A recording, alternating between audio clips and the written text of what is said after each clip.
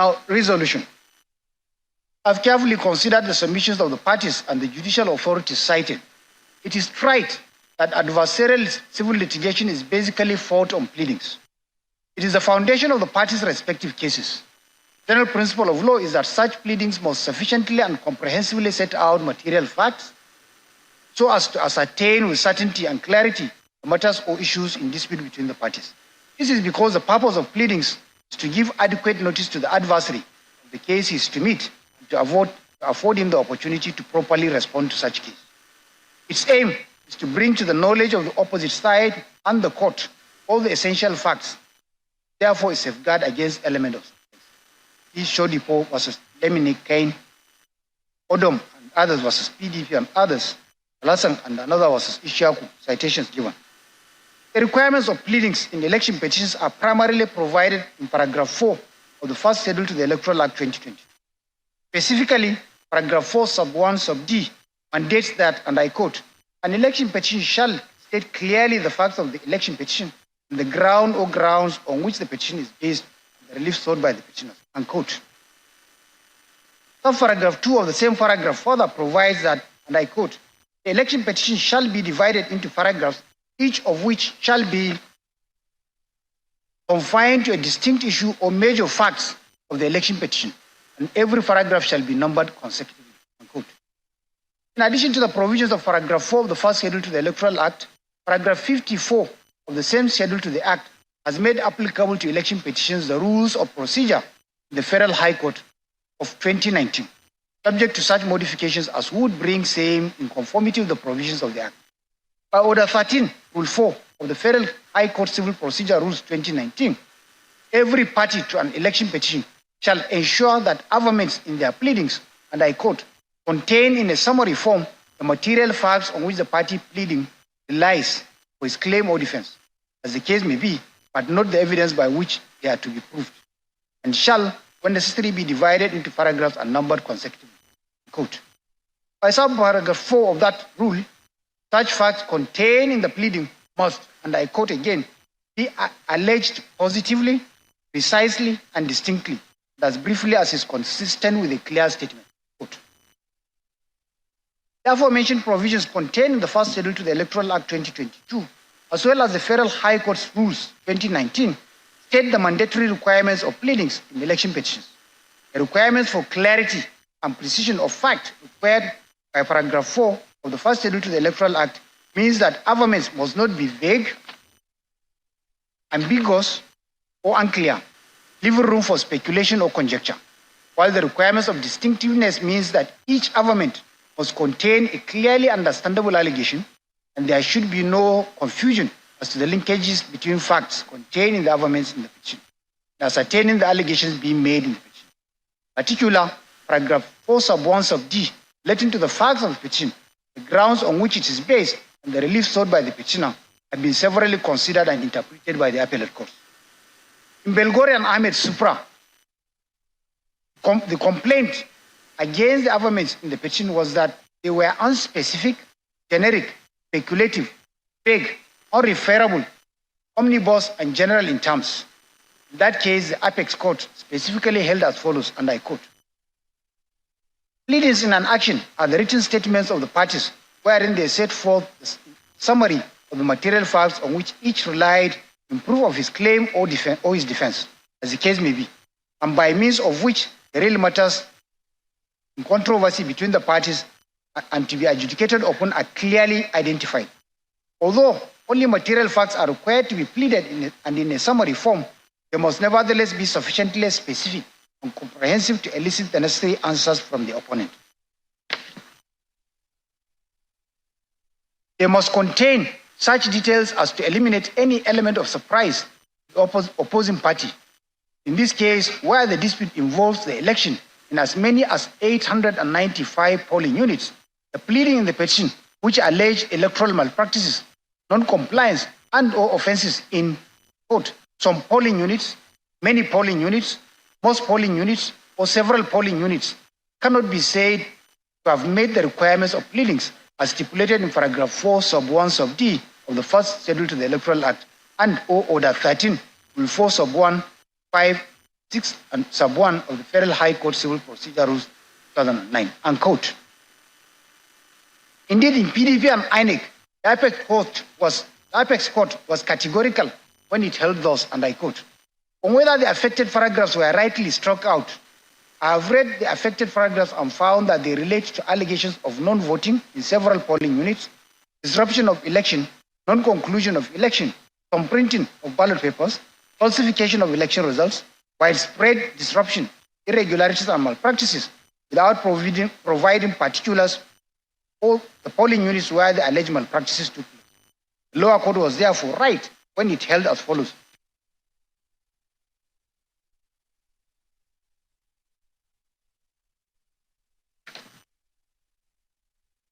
Above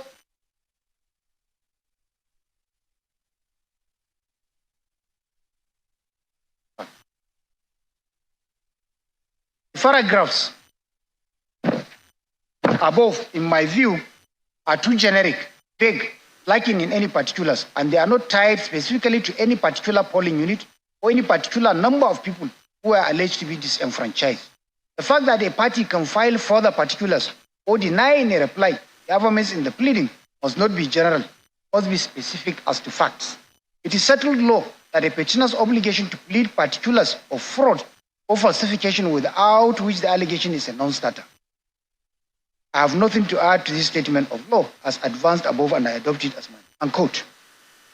Indeed, on the provision of paragraph 17 sub 1 of the first schedule to the Electoral Act relating to further particulars, the Apex Court held in PDP versus INEC, Supra, that, and I quote, an application for an order for further particulars is merely a shield in the hand of a party who so desires, and not a sword to be used by a party whose pleading is grossly inadequate, insufficient, and devoid of necessary particulars as the appellant's position was in the instant case, unquote. A sober consideration of the decisions of the Supreme Court in relation to the requirements of pleadings in paragraphs 4 sub 1 sub D of the first schedule to the Electoral Act 2022, on the one hand, and the decisions of the Supreme Court on the provision of paragraph 17 sub 1 and sub 2 of the first schedule, the Electoral Act 2022 relating to further particulars on the other hand, shows that whilst in cases such as Abubakar versus Eraduan and Ombugadu versus Sule, the Supreme Court had held that a respondent who complains of vagueness of affirmance in an election petition should avail himself of the provision of paragraph 17 sub 1, first schedule to the Electoral Act, seek for further particulars or the direction of the tribunal or court. The decisions of the Apex Court, especially in PDP, INEC, Belgore and Ahmed, have specifically held that where affirmance in the petition are grossly imprecise and generic, such affirmance will be incompetent, liable to be struck out. See also on this Ipiazu. It is therefore clear that the state of the law, as could be deduced from the various decisions of the Apex Court, is that the provision for further particulars, as stated in paragraph 17.1, first schedule to the Electoral Act 2022, will only come into play where the petition itself contains material or necessary particulars. In other words, paragraph 17 sub 1 of the first schedule to the Electoral Act 2022 does not bar a respondent from applying under paragraph 4 sub 7 of the first schedule to strike out affirmance in a petition which are grossly inadequate, insufficient, devoid of material or necessary particulars. This is because the operational words in paragraph 17 sub 1 is further particulars, and this means there must be some material particulars already pleaded in the petition or further particulars can be sought by the respondent. As born from the Apex Court decision in Belgore Ahmed, PDP, INEC, and Ipiazu and OT, the law is clearly settled that specifying the particulars of polling units or places where irregularities are alleged to have occurred are material particulars in an election petition. Affirmance in an election petition which allege irregularities and malpractices but fail to specify the polling units or places where the irregularities or malpractices occurred are bereft of material particulars, and such affirmance are incompetent and liable to be struck. As specifically stated in PDP and INEC, the petitioner who has failed to state such material particulars cannot invoke the provision relating to further particulars as a sword against the respondent in order to cure the incompetence of such affirmance.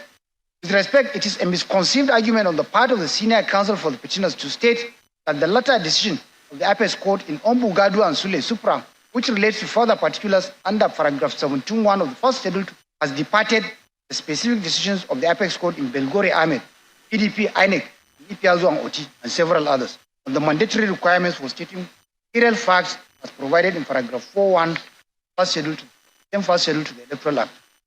Contrary to the contention of the petitioners, the decision of the Supreme Court in Ombugadu and Sule Supra has merely reiterated the legal position relating to further particulars as provided paragraph 17 sub 1, first schedule to the Electoral Act 2020. It has not departed from the above specific decisions of the Apex Court on the materiality of specifying in an election petition polling units or places where irregularities and malpractices are alleged to have occurred. Now, a look at the affirmance in the petitioner's petition shows that the petitioners have only alleged various irregularities and malpractices, but failed to specify the particular polling units or specific places where the alleged irregularities and malpractices have occurred. For instance, in paragraph 9 of the petition, where the petitioners avowed that, and I quote, in appropriate cases, these agents raised complaints about anomalies where they occurred and reported such complaints to designated officers of the second respondent and the first respondent, unquote. The petitioners failed to specify the anomalies, the places where the anomalies occurred, the agents who complained, and the designated officers of the second petitioner and the first respondent to whom the complaints were made. In paragraph 60 and 61 of the petition, where the petitioners allege that the first respondent, and I quote, suppressed the actual scores obtained by the petitioners by deliberately uploading blood from EC8As on the IRF in 18,088 polling units. The petitioners did not specify the polling units, but only stated that they will rely on spreadsheets containing the polling units codes and details of the 18,088 polling units, as well as the authentic results in the said polling units. In paragraph 66 and 67, where the petitioners allege that the first respondent embarked on, and I quote, massive misrepresentation and manipulation by uploading fictitious results in polling units where there were no elections, unquote. They did not specify the polling units where they allege there were no elections. Incorrect results that were uploaded and which are the correct results. Again, in paragraph 68 to 71, where the petitioners allege that the scores obtained by them were, and I quote, unlawfully reduced and added by the first respondent to the scores of the second respondent, unquote. They failed to state their scores that were reduced and added that of the second respondent by the first respondent, and the figures that shows that the first petitioners won the election. In paragraph 72, 73, 76 to 78, where the petitioners allege overvoting, they merely stated that they will, and I quote, rely on the forensic reports of the election materials showing that the votes cast in the polling units in Ekiti State, Oyo State, Ondo State, Taraba State, Osun State, Kano State, Yobe, and Niger States exceeded the number of votes accredited on the beavers in those states. Petitioners failed to specify the polling units in those states where the overvoting occurred, the number of votes affected, the margin of lead, which they claim that the voters who ought to legitimately vote in those polling units. In paragraph 73 of the petition, petitioners only stated that they will, and I quote, show that in the computation and declaration of the results of the election, based on the uploaded results, the votes recorded for the second respondent did not comply with the legitimate process of computation of the result and disfavored the petitioners, unquote. In Rivers, Lagos, Taraba, Benue, Adamawa, Imo, Bauchi, Borno, Kaduna, and Plateau, and other states of the Federation.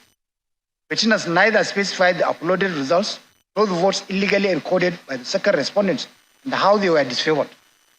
Paragraph 83 of the petition, where the petitioners claim that the first respondents scored the majority of lawful votes cast at the election, they did not state the majority of lawful votes they claim to have scored, especially as elections and the determination of who won is about figures. In paragraph 99 of the petition, where the petitioners say they will rely on Form EC8As to establish that substantial votes were unlawfully credited to the second respondent, they failed to state the figures of the unlawful votes credited to the second respondent. In the petition, petitioners merely made generic allegations of various irregularities and malpractices against the respondents without specifying the polling units, collation centers, or specific places where the alleged irregularities and malpractices occurred. Rather, petitioners only stated that they will rely on spreadsheets, inspection reports, and forensic/expert analysis, which they say they have incorporated in the petition by reference. But none of the spreadsheets, inspection report, and forensic/expert analysis was attached and served along with the petition on the respondent. Rather, they were only listed as items 35 and 36 in the list of documents to be relied upon by the petitioners. It is only in paragraph 62 and 64 of the petition where the petitioners allege that the first respondents suppressed the lawful votes of the petitioners and inflated the votes of the second and fourth respondents in Rivers and Benue states. That the petitioners gave figures of the votes, where the petitioners gave figures of the votes suppressed for the petitioners and those inflated for the second and fourth respondents. And also stated that they claim to be the actual figures scored, what they claim to be the actual figures scored by them and by the second and fourth respondents. But all other paragraphs of the petition where irregularities and malpractices were alleged are bereft of any material details of the polling units or places where they were alleged to have taken place, or the figures of votes alleged to have been suppressed, inflated, or inflated. It is also pertinent to observe that in paragraph 79 of the petition, where the petitioners allege corrupt practices, they merely stated that they are repeating their pleadings in support of the grounds of non-compliance to be in support of their allegations of corrupt practices. It should be noted, however, that not every ground of non-compliance will amount to corrupt practice. In fact, the standard of proof of non-compliance differs from that of corrupt practices. While standard of proof of non-compliance is on the balance of probabilities, that of corrupt practices is beyond reasonable doubt. PDP, INEC, Mohammed Wamako, Board of Customs and Excise versus Alaji Ibrahim Barrow, citations on the record. It is instructive that in paragraphs 3.2, 3.21 of their submission, in opposition to the first respondent's objection, petitioners appear to have conceded that in the averments of the petition, they have not specified the particular polling units where the alleged irregularities and malpractices occurred, or specify the figures of the votes or scores which they are alleged to have been suppressed, inflated, or inflated. Rather, they stated that the details of the polling units are contained in the spreadsheets and forensic analysis reports which they have incorporated and made part of the pleadings by reference. See particularly on this paragraph 67 of the petition. Petitioners further argued that since the respondents have failed to apply for further particulars under paragraph 17(1) and 2 of the first schedule to the Electoral Act, they are deemed to have understood those averments. However, by paragraph 15 of the first schedule to the Electoral Act 2022, when the petitioner claims, and I quote, that he had the highest number of valid votes cast at the election, the party defending the election or the return at the election shall set out clearly in his reply particulars of the votes, if any, which he objects to, and the reasons for his objection against such votes, showing how he intends to prove the hearing that the petitioner is not entitled to succeed, unquote. This provision presupposes that the petitioner has a first duty to state clearly in his petition the particulars of such votes, in respect of which he claims to have scored the highest number of valid votes, and thus entitled to be returned as the winner. This also presupposes that it is only after the petitioner has supplied the particulars of the votes in support of his claim that he scored the highest number of valid votes that a respondent will then have a duty to object to any part of the particulars of such votes supplied by the petitioner in order to show that the petitioner is not entitled to succeed. With regard to the petitioner's contention that they have incorporated into the petition by reference the spreadsheets and forensic analysis report containing details of the polling units where they allege that the irregularities and malpractices occurred, it is right that for a document to be properly incorporated as part of pleadings by reference, the document must not only be referred to in the pleadings, but it must also be included as part of the pleadings to be served on the adverse party, so as to enable the adverse party to properly respond to same in his defense. Indeed, in all the cases of EFCC reign, Ekpomo Polo versus Edere Moda, Marine Management Associates Incorporated versus NMA, and Dinjadi and Womako Supra, which were relied upon by the petitioners, the documents which were incorporated as part of the pleadings by reference were served along with the pleadings on the adverse party. In considering a similar scenario, this court, per Ayola, JCA, as he then was, held in Nigeria Merchant Bank PLC versus Ayedun Investment Limited as follows, and I quote, "Before I part with this appeal, it is pertinent to advert to one pleading question raised in this pleading in regard to the consequence of a party pleading that he will rely on certain unspecified documents at the trial. The plaintiff contended that such affirmance made the contents of such document part of the pleading. In this case, the plaintiff in paragraph 30 of the statement of claim pleaded thus: the plaintiff at the trial will rely on all letters and documents between the parties pertaining to this suit. Although the principle is established that if an agreement in writing is referred to in a pleading, it becomes part of the pleading, and it is open to the court to give the agreement its true legal effect, irrespective of the term used in the pleading to indicate such effect. That proposition of law should not be used to cover such affirmation as shown above, which lacks specificity. Besides, a report such as Exhibit P22 in this case, prepared by a witness for the plaintiff and tendered at the trial by the witness, cannot be described as documents between the parties pertaining to the suit. At the appropriate time, when the occasion arises, the true ambit of the proposition of law in such case, such as Bank Genesis versus Petai Limited, ought to be defined, unquote. In the instant case, the spreadsheet and forensic report, which were documents prepared by the petitioner's witnesses, were not served along with the petition on the respondent, but were only listed as documents to be relied upon at trial. I'm not oblivious of the petitioner's argument in relation to paragraph 4 sub 5 sub c of the first schedule to the Electoral Act 2022, which provides that the election petition shall be accompanied by, quote, copies or list of every document to be relied on at the hearing of the petition, unquote. This provision undoubtedly only relates to front-loading of documents to be relied upon by the petitioner as his evidence during trial. Contrary to the petitioner's argument, it does not cover incorporation of documents into pleadings by reference. It is also noteworthy that the spreadsheets and forensic reports, which the petitioners claim to be incorporating into the petition by reference, are actually documents prepared by the petitioner's witnesses. In other words, spreadsheets and forensic reports are not documents which are outside the control of the petitioners and which they have to obtain by subpoena.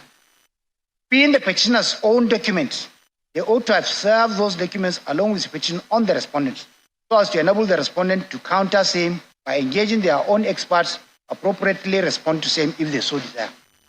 That indeed is the essence of pleadings, so as to avoid taking the other party by surprise. Petitioners have also tried to argue that the respondents, having joined issues on the general allegations contained in the petition, they are deemed to have understood same. With respect, this is also not a tenable argument in view of the grossly generic allegations made in the petition. Faced with a similar scenario, this court, Agungumiju JCA, as he then was, now JSC, held in Udiaga and another was Omegara, as follows, and I quote: the argument of appellant's counsel that the respondents did not adequately traverse the petition is unfounded. The petition itself contained general complaints. There was no effort to pinpoint in the pleadings the various places where corrupt practices, non-voting, use of violence, forgery, rigging in polling units, massive thumbprint of ballot papers, fictitious entry of election results took place. Therefore, there was a general corresponding reply denying the allegations in general terms from the respondents. If the petitioners did not plead particulars, how could the respondents traverse non-existent particulars? The affirmance in the appellant's pleadings should have contained details of the allegations and complaints which the respondents could reply in detail in their own pleadings. Appellants expected the respondents to reply to the various specific allegations contained in the witness statements filed along with petition. That is not the correct procedure. Those specific allegations should have been in the pleadings. The pleadings must show the facts disputed, while the witnesses would give evidence of these facts. In election petitions, it has been held that there is the need for particulars where required in order to prevent taking adverse party by surprise. It is not the function of particulars to take the place of necessary affirmance in pleadings, unquote. Indeed, in a presidential election like the one being challenged in this petition, where it was held in 176,846 polling units, 8,809 wards, 774 local government areas, 36 states and the Federal Capital Territory, it is unimaginable that affirmance in the petition which merely allege irregularities and or malpractice without specifying the particular polling units or particular collation centers where the irregularities or malpractices have taken place will be regarded as proper, merely because the respondent has not requested for further particulars. See Belgoria Ahmed and PDP. Also, when an election petition is by nature a declaratory action, in which the petitioner succeeds only on the strength of his own case and not on the weakness of that of the respondent. Busari versus Adepoju, Oyetola versus Adeleke, and Anazong versus Onubogu, citations on them. It is in this respect that a petitioner has an obligation to set up a clear, unambiguous, precise, and positive case in his pleadings, since pleadings is the foundation of a party's case, and it is to the pleadings that the parties to litigation, as well as the court, are all bound. See Enang and others versus Adu. It is in the light of all the foregoing that I find and hold that the motions of the respondents listed above succeed. In consequence, paragraphs 9, 60, 61, 66, 67, 68, 69, 70, 71, 72, 73, 76, 77, 78, 83, and 99 of the petition, which have failed to state the specific polling units, collation centers, or the specific places where the irregularities and malpractices are alleged to have occurred, or the figures of votes which are being claimed, are grossly vague, imprecise, nebulous, and bereft of material particulars, and have thus failed to meet the requirements of paragraph 4, sub 1, sub D of the Electoral Act 2020. In accordance with paragraph 4, sub 7 of the said schedule, the said paragraphs are consequently hereby struck out.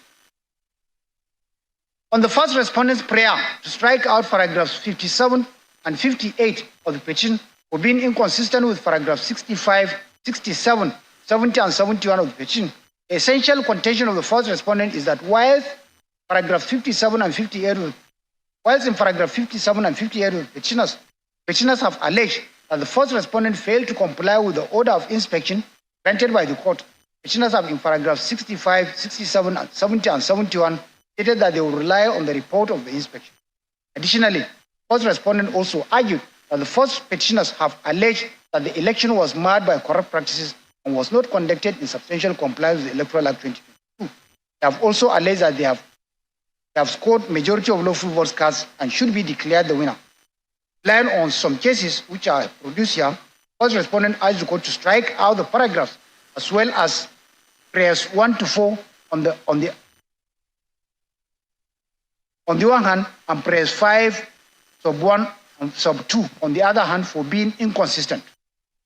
Conversely, the petitioners contend that the law allows them to plead conflicting facts insofar as they have claimed alternative reliefs. They referred to the alternative reliefs at pages 35 to 37 of the petition, relied on some cases which are reproduced here, as well as the ruling on similar objection by the 2019 Presidential Election Court in the previous case. As rightly submitted by the petitioners, the reliefs in this petition, which I have reproduced at the beginning of this ruling, are undoubtedly sought in the alternative. The settled law is that reliefs can be sought in the alternative, and where so sought by a party is at liberty to plead conflicting facts in line with the alternative reliefs he has sought. In Adigije versus Nwaugu and others, this court, Ogunwumiju Jesse, as he then was, held that, and I quote, in civil litigation and indeed in election matters, a party can make two seemingly contradictory pleadings, leading to two different heads of claim. That is why a petitioner can claim that the election be annulled for reason of substantial non-compliance, and in the same breath claim that he won the election by a majority of lawful. Petitioner may plead the same set of facts to ground alternative reliefs. Those pleadings are not ipso facto held to be self-contradictory. The court can only grant one relief, as the party must decide which relief is best supported by the evidence on record. Unquote. See also on this Metal Construction West Africa Limited versus Abodering, citation given. In any case, the first respondent, which is the body that conducted the election and to whom the first petitioner's nomination documents were submitted by the second petitioner, admitted in paragraph 4 of the petition, wherein petitioners averred that the first petitioner was duly sponsored by the second petitioner, on whose platform the first petitioner contested. They therefore have no hesitation in discountenancing this ground of the. Now, second category of objections or applications. These are the categories that challenge the competence of the petition on some of its grounds. The second category of the respondents' applications that challenge some of the grounds of the petition and or the competence of the petition are as follows. First, respondents' motion filed on the 19th of April 2023 seeking 1. Order striking out ground 2, paragraphs 33 to 79 and reliefs 5, Roman 1 and 2 of the petition on transmission of election results for being cut off by issue estoppel. 2. Order striking out paragraphs 20, Roman 1, 21, 23, 24, 25, 26, and 27 on nomination of the second and third respondents for lack of jurisdiction. Second and third respondents' motion filed on the 12th of May 2023 seeking for the following. 1. Order striking out or dismissing the petition for being incompetent and defective. 2. Order striking out grounds 1, 2, and 3 of the petition. 3. Order striking out reliefs 1, Roman 1 to 3, 2, 3, 4, Roman 1 to 4, 5, Roman 1 and 2 of the petition. The above two motions are predicated on several grounds, which are reproduced herein. It is the view of this court that the issue relating to ground 1, challenging the qualification of the second respondent to contest the election, the issue relating to the competence of ground 2, relating to the allegations of corrupt practices and non-compliance of the Electoral Act 2022, and the plea of estoppel in relation thereto, as well as the issue relating to competence of the reliefs sought in this petition, are matters on which the parties have joined issues in the main petition, the merits of which will be decided after considering the pleadings and evidence laid in the petition. It is the settled position of law that a court should not comment on or decide at preliminary stage matters or issues which are supposed to be decided in substantive case. Wanko and others versus Eradua. Ocholi on Onojo James, SAN versus INEC, citations on the record. Hence, while leaving those issues to be dealt with on the merits of the petition, we shall determine at this stage the objections relating to the petitioner's locus standi, the non-joinder of necessary parties, and the objection to the competence of the petitioner's replies, the respondent's replies, or some paragraphs of the petitioner's replies. Lack of locus standi of the first petitioner. The second and third respondents and the fourth respondents in this motion filed, their motion filed on the 8th of May 2023, also objected to the first petitioner's locus standi to bring this petition. The principal contention is that the first petitioner was in contravention of section 77 sub 3 of the Electoral Act 2022. They argue that the first petitioner, who was a member of the People's Democratic Party and who was screened as one of its aspirants for the presidential election, only resigned his membership of that party on the 24th of May 2022, joined the second petitioner on the 27th of May 2022. They contended that as at 30th of April 2022, the first petitioner could not have been in the register of members, second petitioner, which it submitted to the first respondent 30 days before the presidential primary election, as mandated by section 77 sub 3 of the Electoral Act 2020. Since the first petitioner is not in the membership register submitted by the first respondent to the first respondent by the second petitioner, first petitioner lacks the locus standi to challenge the outcome of the presidential election. By contrast, the petitioners submitted that the issue of membership of a political party is a domestic affair of the political party concerned. The courts lacks the jurisdiction to entertain it. They relied on the cases that are reproduced here. The courts have consistently held in a plethora of cases that the issue of membership of a political party is an internal affair of the political party. It is not a justiciable issue, and courts have no jurisdiction to entertain it. See Enang versus Asukwo, others, Sani and Galadima, and Tumbido versus INEC, citations on the record, as well as all the cases cited above by the petitioner. The provision of section 77 sub 3 of the Electoral Act 2022, which only mandates every political party to submit the register of its members 30 days before its party primaries, cannot be invoked by the respondents for the purpose of challenging the first petitioner's membership of the second petitioner. It is only the second petitioner that has the sole prerogative of determining who are its members. And having sponsored the first petitioner as its candidate for the presidential election, the first petitioner has satisfied the requirement of being a member. The second petitioner, as provided for in section 131 sub C, the 1999 Constitution. It is not within the rights of the second and third respondents and the fourth respondent to question the first petitioner's membership second petition. This ground of objection is hereby overruled. No enjoinder of necessary parties. First respondent in his motion of 19th of April 2023, and the second and third respondents, as well as the fourth respondent, raised the issue of non-joinder of Abubakar Atiku or the People's Democratic Party, who came second in the presidential election as respondents to the petition. The contention of the respondent then is that since by relief 1 Roman 3, 4 Roman 4 of the petition, the petitioners who came third in the presidential election are seeking to be declared the winners of the election. The petition cannot be effectually and completely determined without the joinder of Abubakar Atiku or the People's Democratic Party, who came second in the election, as respondents to the petition. For that reason, the respondents have contended that this court lacks the jurisdiction to entertain the petition as constituted. Place reliance on JGD and INEC. Buhari and Obasanjo, citations on the record. No position, however, petitioners relied on the cases of Obasanjo and Eradua, Buhari and Yusuf, Akpoti and INEC, and contended that only statutory respondents provided in Section 133 of the Electoral Act 2022 are necessary parties to the petition. The petitioners are not under any obligation to join Abubakar Atiku and the People's Democratic Party. By Section 133 of the Electoral Act 2022, the statutory respondents in an election petition are 1. The person whose election is being complained of, and 2. The Independent National Electoral Commission, which will also be deemed to be defending the petition on behalf of its officers whose conduct is complained of. In the cases of Obasanjo and Eradua and Buhari and Yusuf Supra, cited by the petitioners, the Supreme Court categorically held that only the statutory respondents stated in Section 133 of the Electoral Act are necessary parties, and that losers at an election who are not statutory respondents are not necessary parties to an election petition. By the import of Section 133 of the Electoral Act 2022, the contest in an election petition is strictly between the petitioner who challenges the outcome of the election, the person who was declared the winner of the election, and the commission that conducted and declared the outcome of the election.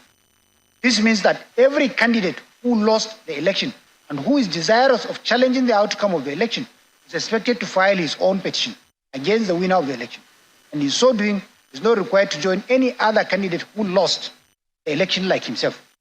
It is in furtherance of this that paragraph 50 of the first schedule to the Electoral Act 2022 requires an election tribunal or court to consolidate two or more petitions which are presented in relation to the same election or return. As rightly submitted by the petitioners, the case of JGD and INEC cited by the first respondent is clearly not applicable to this case, since the decision in that case is that Maimala Buni was a necessary party because by the provisions of Section 183 of the 1999 Constitution would have ceased being a governor of Yobe State if the case made out in the petition that he could not combine the offices of governor of Yobe State and acting chairman of the All Progressive Congress is sustained. In this case, Abubakar Atiku, the People's Democratic Party, who were only runners-up in the presidential elections, are not necessary parties as they are not statutory respondents to this petition, and the petitioners herein have no obligation to join them in this petition.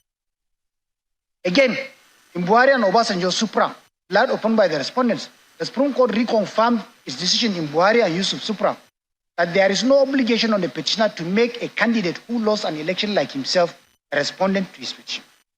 Also, as in this case, Abubakar Atiku and the People's Democratic Party have filed a separate petition number CAPEPC 05-2023, which, as mentioned in the earlier part of this ruling, this court has consolidated with the petition signed with paragraph 50 of the first schedule to the Electoral Act 2022.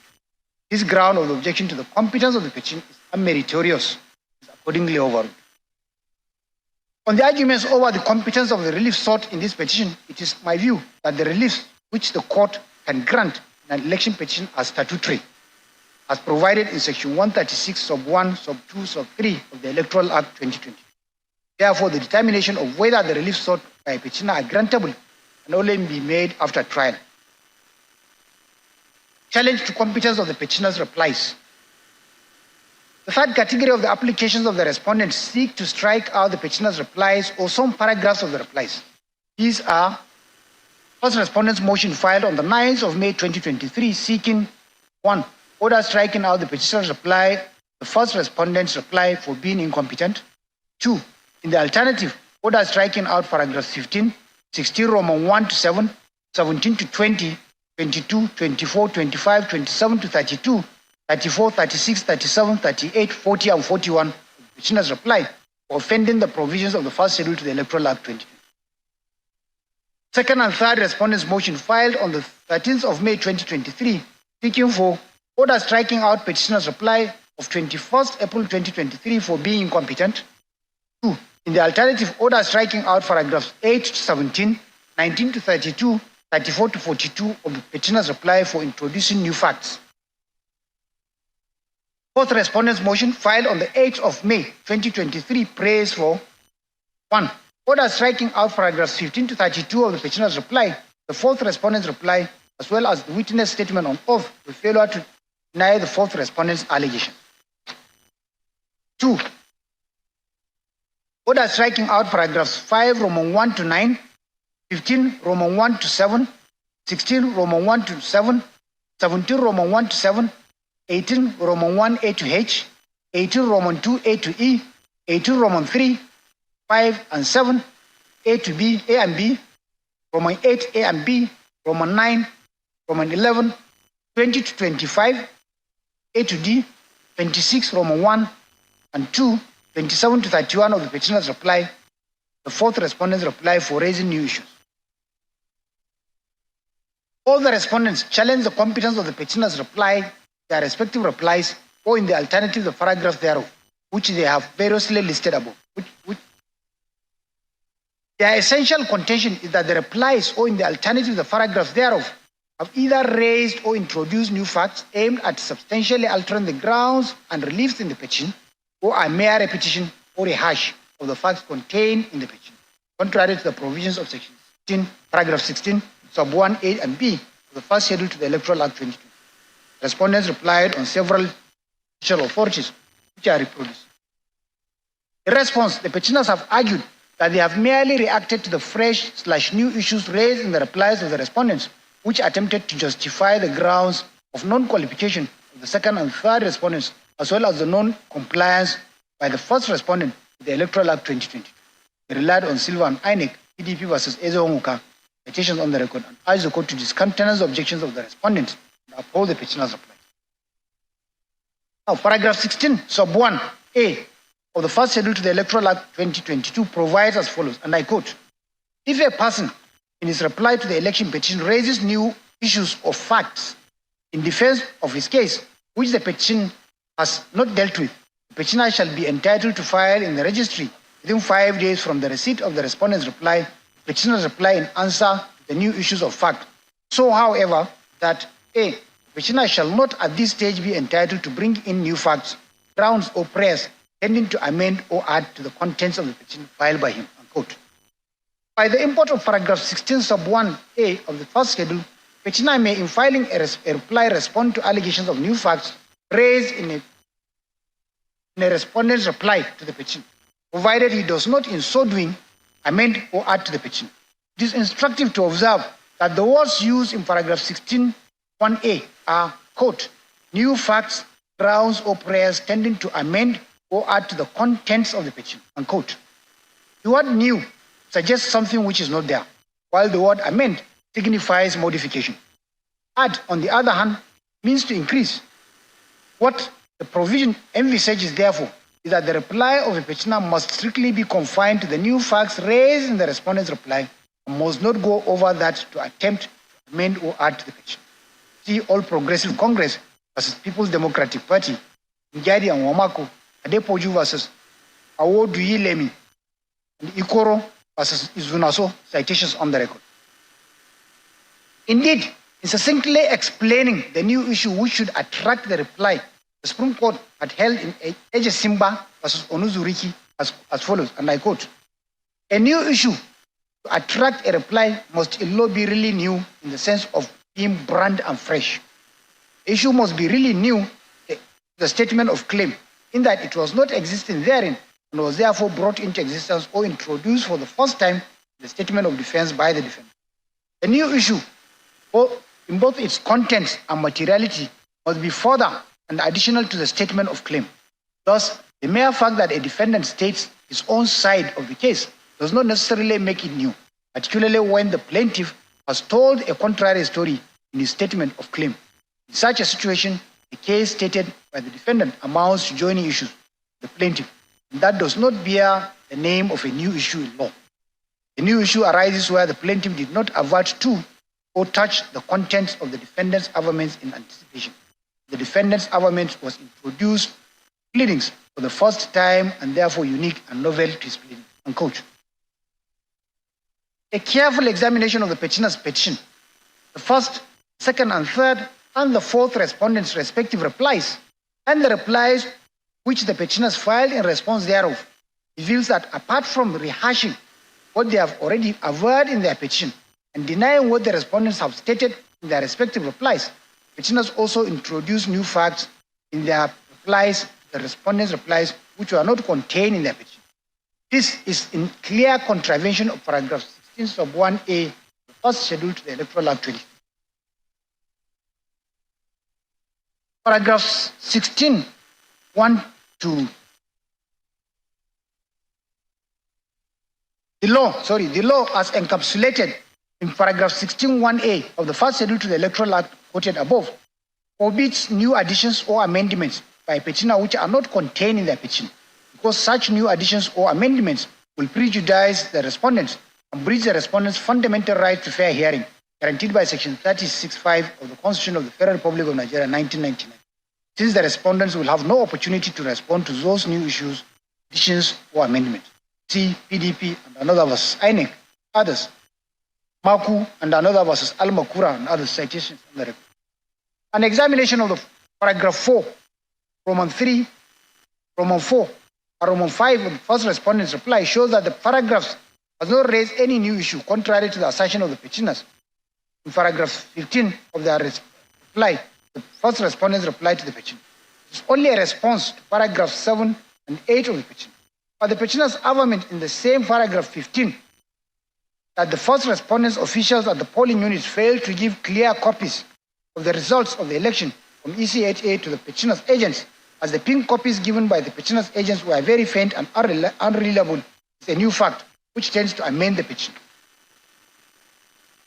Paragraph 16, Roman 1, 7, 17, second part of 18, 22, 24 of the first respondent's reply are traverse of paragraphs 21 to 27 of the petition.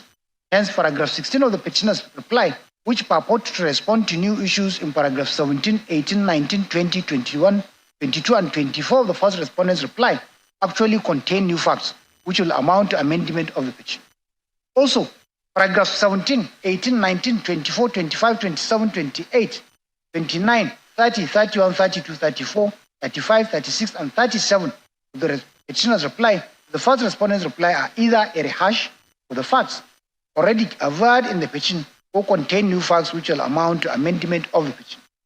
In respect of the petitioner's reply to the second and third respondent's reply, the petition, the latter are seeking for an order striking out paragraphs 8 to 42 of the petitioner's reply.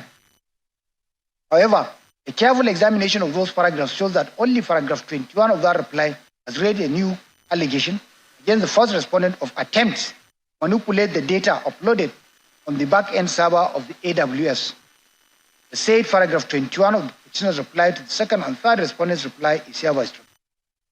Similarly, petitioners have introduced new facts in paragraphs 16, 17, 18, 20, 22, 23, 24, 25, and 27 of their reply, some of which contain serious allegations the fourth respondents, which the fourth respondent has no opportunity. Being contravention of paragraph 16 sub 1 of the first schedule to the Electoral Act, those paragraphs are also hereby struck. And that indeed is the rulings on the respondents' objections, various objections.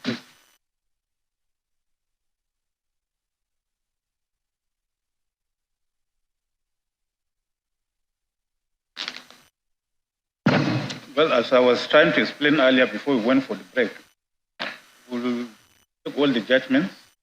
After that, my learned brothers will now their own order to save time. because the petitions are consolidated. So now we will go to the main petition in petition number 3.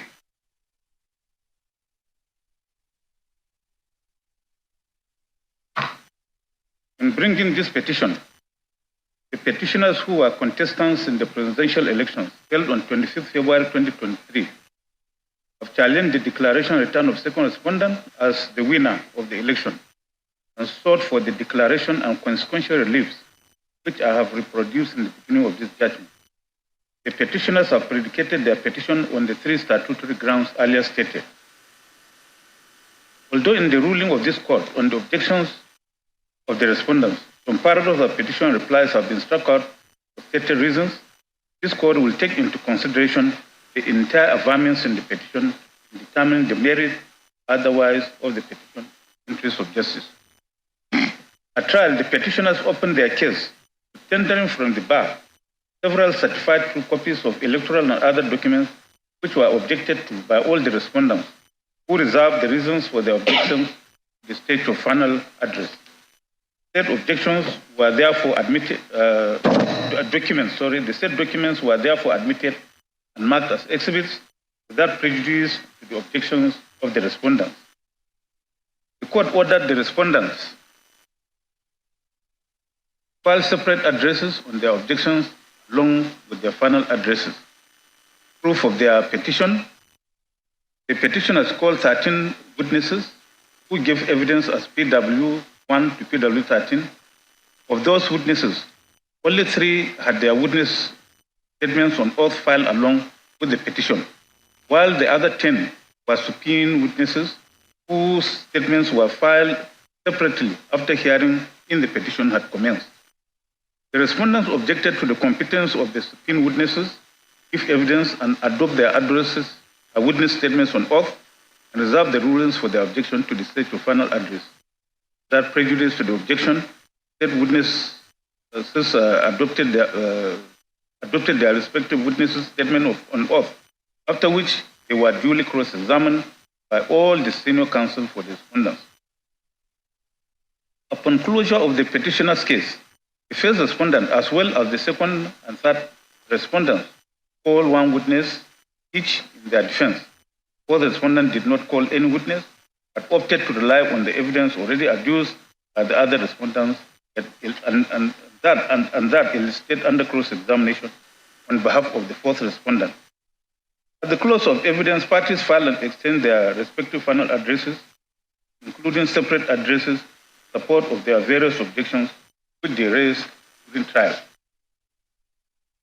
So we shall now consider the respondents' objections to the competence of some of the petitioner's witnesses and to the documents tendered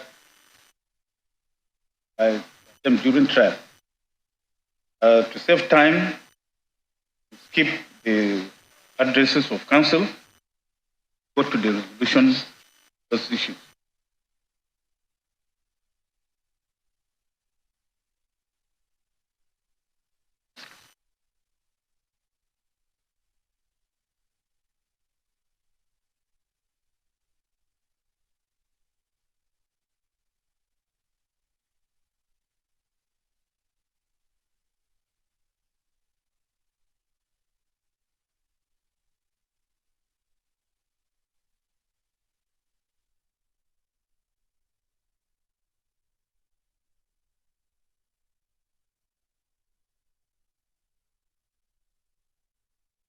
Contained in page 84 of the judgment. On the first segment of the respondent's objection, all the respondents challenged the competence of PW3, PW4, PW5, PW6, 7, 8, 9, 10, 11, and 13. And the respondent's essential contention is that the witness statements on oath, of those witnesses of the petitioners were not front-loaded along with the petition, but were only filed during trial, contrary to paragraph 4 of 5B of the pay schedule to the Electoral Act 2020. Section 285 of the 1999 Constitution as amended, which limits the time for presidential election petition, provides as follows. An election petition shall be filed within 21 days after the date of the declaration of the result of the elections. In the same vein, Section 132, sub 7 of the Electoral Act 2022 provides as follows. An election petition shall be filed within 21 days after the date of the declaration of the result of the elections. Paragraph 4 of the first schedule to the Electoral Act 2022 stipulates the contents of an election petition which shall be filed. In particular, paragraph 4.5 of the state schedule mandates as follows. The election petition shall be accompanied by A list of the witnesses that the petitioner intends to call in proof of the petition, B, written statements on oath of the witnesses, and C, copies or lists of every document to be relied on at the hearing of the petition. Subparagraph 6 of that paragraph, a petition which fails to comply with the above requirements shall not be accepted for filing by the Secretary.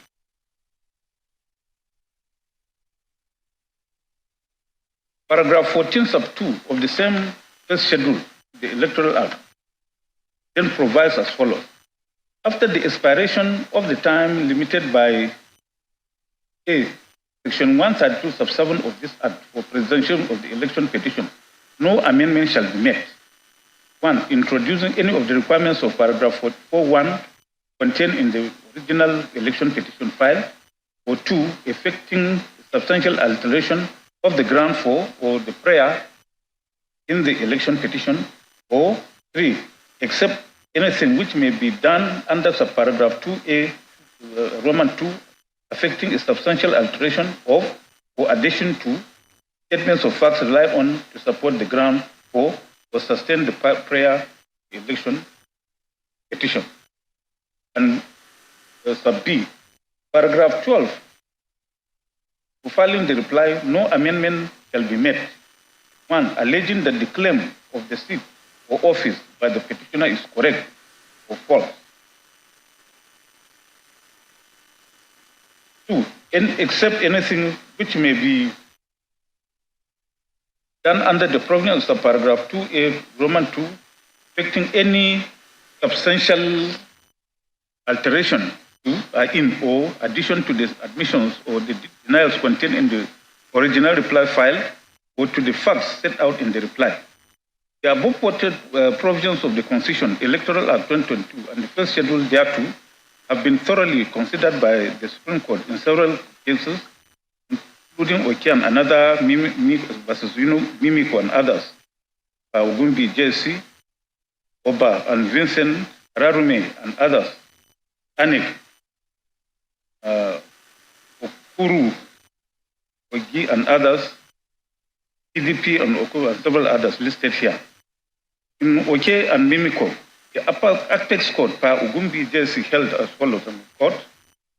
Paragraph 4, 1 and 5 of the first schedule to the Electoral Act, the composite analysis of an election petition has been spelled out, and also a list of materials which must be accompanied.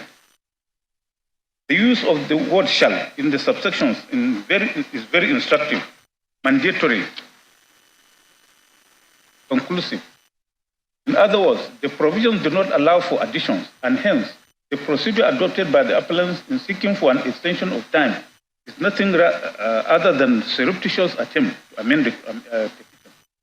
This is obvious from the nature and substance of the application, especially where one of the grounds seeks to put in facts which are allegedly not available allegedly not available at the time of filing the petition, but only came into their possession after the statutory time limit allowed for the presidential election petition. Expressly, there is no provision in the legislation which provides for extension of time. What is more, in paragraph 14.2 of the first schedule to the Electoral Act, the appellants by section 134 sub 1 of the Electoral Act had been totally foreclosed from any amendment, which was in fact the hidden agenda promoting the application. The saying is true that even the devil does not know a man's intention. It can only be inferred from the act exhibiting that which is conceived in the heart, mind. The use of the word shall in paragraph 14 sub 2A of the first schedule to the Electoral Act mandatory and places a complete bar on any form of amendment to a petition file and does not allow for an exercise of discretion whatsoever. Further still, On a critical result of the application, reliefs 2, 6, court seek to all additional witness to which with AEO. It is pertinent to state that at the close of pleadings, parties had submitted the list of witnesses who were to testify together with their depositions. The idea, purpose, and intention of the application is suggestive of nothing more but a clear confirmation seeking for an order of an amendment as rightly and ingeniously thought out by the trial tribunal and also affirmed by the lower court. This will certainly violate the provisions section 285(5) of the Constitution, section 134 of the Electoral Act, clause of court. In his concurring judgment in the same case, Nguta, JSC, specifically stated follows, I quote, the additional or further witness depositions sought to be allowed for a just and fair determination of the petition are fresh facts as found by the tribunal and which finding was endorsed by the lower court. This court will not interfere with a concurrent finding of fact of the two lower courts when the appellants have failed to show a special circumstance for this court to do so. Election petitions are time-bound and the court will not allow the party to resort to any sort of subterfuge or to frustrate the intention of the Electoral Act that petitions be disposed of judiciously.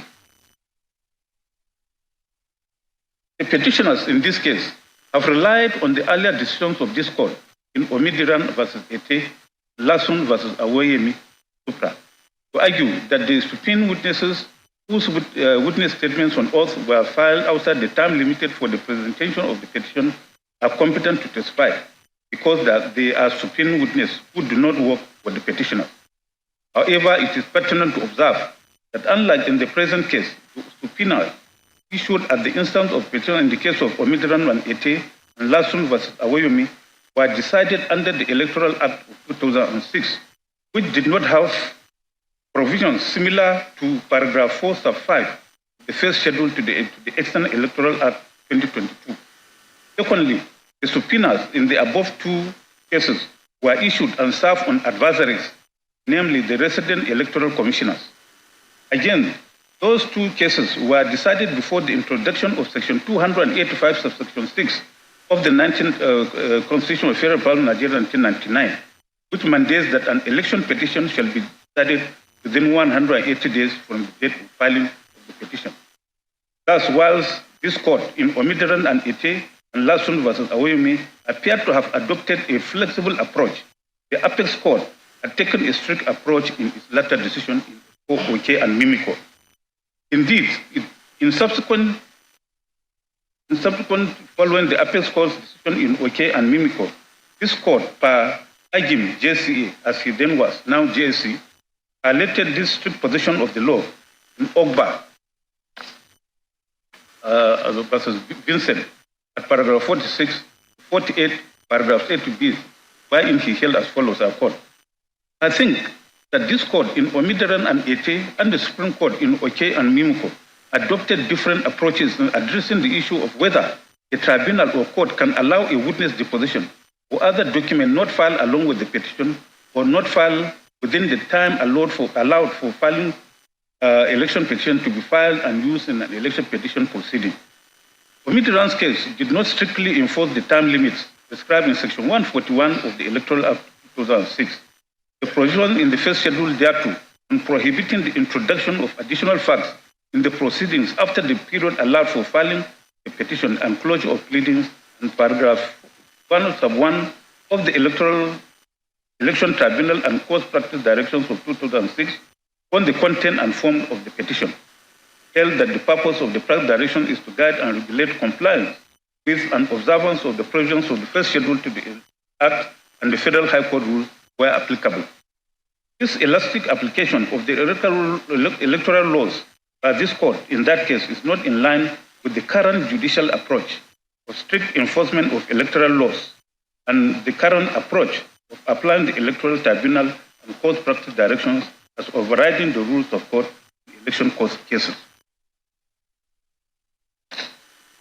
In Mimiko, in OK and Mimiko, the Supreme Court approached the issue in keeping with the current judicial trend of strictly applying electoral laws and procedural rules and giving them supremacy over rules of court in election cases.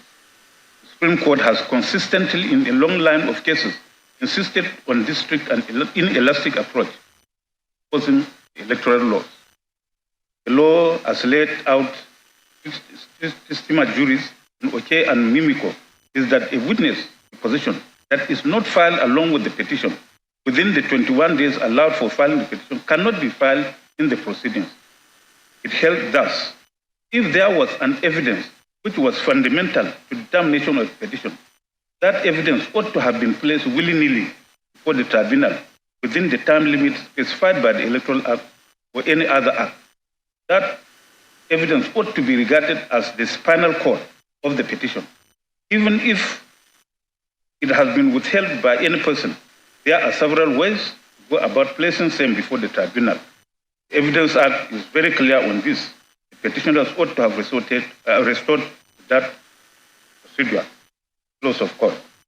The firm position of the Supreme Court, as stated in Okia Mimiko and followed by this court in Oba and Vincent Supra, is that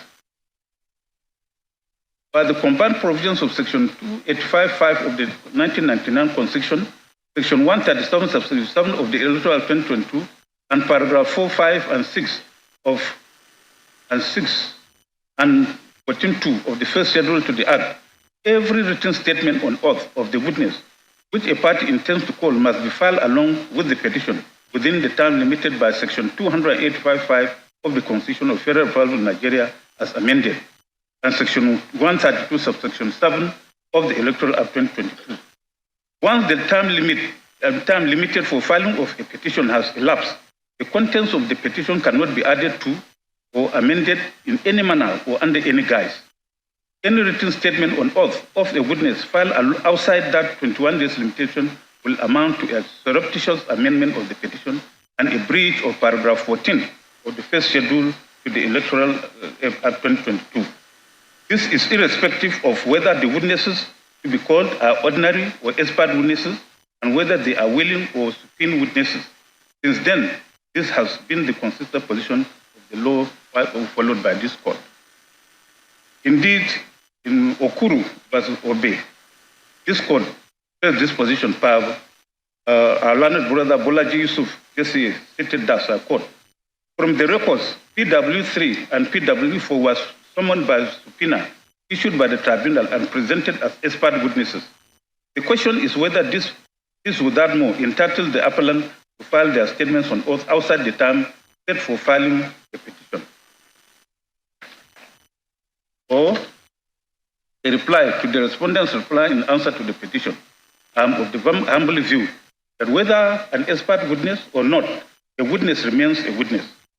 So the proviso to Order 3, Rule 3, Sub 1 of the Federal High Court Civil Procedure Rules 2009 made applicable to an election petition by Paragraph 54 of the first schedule to the Electoral Act provides that the statements on oath of witnesses requiring subpoena from the court need not be filed at the commencement of the suit. 2. The witnesses who require subpoena or summons shall, at the instance of the party calling them, be served with civil form 1A before the filing of the statements by witness. The application of that rule is with regard to and or subject to the provisions of the Electoral Act, not independent of the Act. Paragraph 54 reads, subject to the express provisions of this Act, the practice and procedure of the tribunal or the court in relation to an election petition shall be as nearly as possible similar to the practice and procedure of the Federal High Court in the exercise of its civil jurisdiction, and the civil procedure rules shall apply with such modifications as may be necessary to render them applicable having regard to the provisions of this Act, as if the petitioner and the respondent were respectively the plaintiff and the defendant in an ordinary civil action. The provisions of the Electoral Act being a substantive law shall override any rule of court which is contrary to provision. The subsidiary legislation must conform with the principal law, CNNPC and Affirms Oil Limited. The proviso to Order 3, Rule 3.1 of the Federal High Court Rules 2009 cannot override or affect or whittle down the absolute and mandatory provisions of Section 285, 5 of the Constitution of the Federal Republic of Nigeria, 1999, as amended, which stipulates that an election petition shall be filed within 21 days after the date of the declaration of the result of the elections, and paragraphs 4, sub 1, 5, and 14.1 and 2 of the first schedule to the Electoral Act, which stipulate the content of a petition.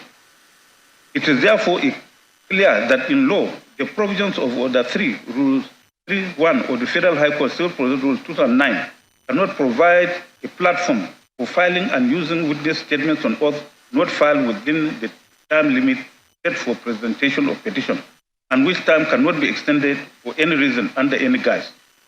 The focus of our decision in Ogba and Vincent Supra was the injustice in allowing a piece of evidence not covered by the pleadings to be presented to the court when the opposing party would have no opportunity to react to it. It is my humble view that the position of the law, as can be gleaned from the Section 2855 of the Constitution, paragraph 4, 14.2, and 16.1 of the first schedule to the Electoral Act, is that a petitioner cannot be allowed to file and use documents or witness statements on oath filed outside the time set for filing petition, and to which the respondents would have no opportunity to react. To do so will amount to creating an avenue which a petitioner can use or exploit to overreach the respondents. That is the stand of the Supreme Court, OK and Mimico, number 1 Supra, followed by this court, Oba and Vincent Supra, close of court. Again, in Ararume and another, but Anik and others, in which I wrote the lead judgment, therein are stated as follows. The law, therefore, is that the deposition of a witness must accompany the petition at the time of filing the petition. In other words, the written statement on oath of an intended witness must be filed along with the petition. Thus, any written deposition of a witness not filed along with the petition will not be countenanced by the court or tribunal. Therefore, means that a written deposition filed by a witness not listed in the petition nor his deposition front-loaded cannot be countenanced by the court or tribunal after the expiration of the time prescribed for the filing of the petition. I think that is what the trial tribunal decided in this case, in line with the decision in Oba and Vincent. The combined effect of paragraph 4.5, Roman 1 and 2, 14.1 and 3 of the first schedule to the Electoral Act is that no witness can testify in chief before a tribunal if he has not deposed a written statement on oath, which must necessarily have been filed along with the petition. Close of court.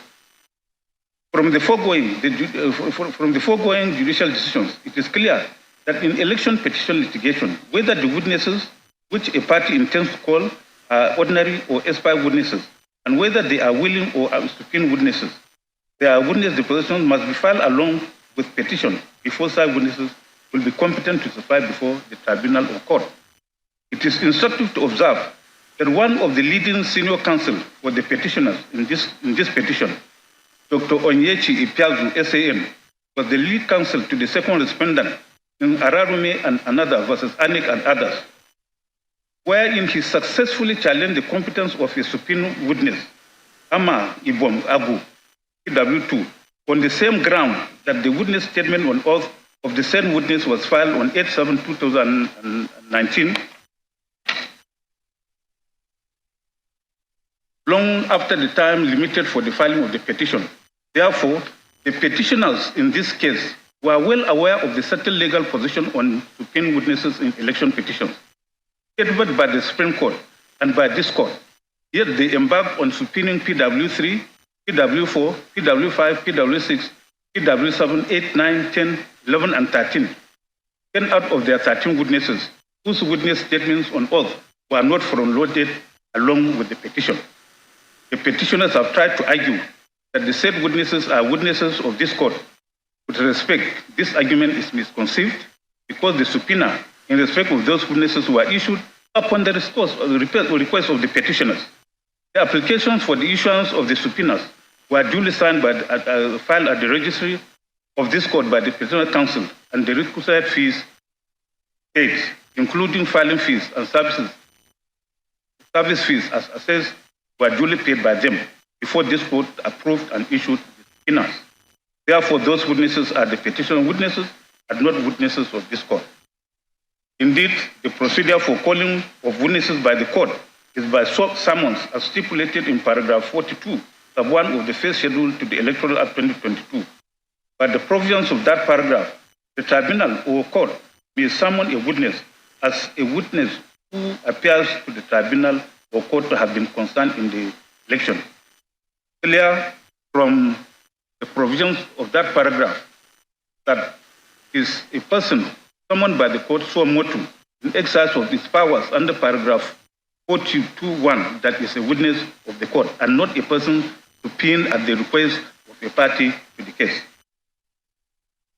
In the instant case, PW3, who was subpoenaed at the request of the petitioners, is a staff of Channels Television who tendered exhibits PBH3 and PBH4, two flash drives containing third annual consultative meeting with leaders of political parties held on 26 October 2022, an interview with Mr. Festus Okoye, National Annual Commissioner, held on 12 March 2023, respectively. PW4, a professor of mathematics who was engaged before the election by the petitioners and whom the petitioners presented as a subpoenaed expert witness, stated under cross-examination by the first respondent that he concluded his report on the 19th of March 2023 before the petition was filed. PW5 is the staff of Arise Television who also tendered exhibit PCG2, a flash drive showing the INEC chairman delivering an address at the Chatham House, London, UK, on the preparations for the 2023 elections in Nigeria. PW6 is a staff of African Independent Television, AIT, who tendered exhibit PCH1, a flash drive of the program Democracy Day, anchored on 22nd November 2022, wherein the INEC chairman was shown giving a brief on the preparations for the 2023 general elections. PW7, who claimed to be a cloud engineer and architect working with Amazon Web Services Incorporated, tendered exhibits PCJ3A to F, which are 6 reports of Amazon Web Services AWS health dashboard, which she said she downloaded from the Amazon website. Under cross-examination, however, she not only admitted that she is a member of the second petitioner. Please, let us be serious. This is a serious matter, it's not a laughing matter.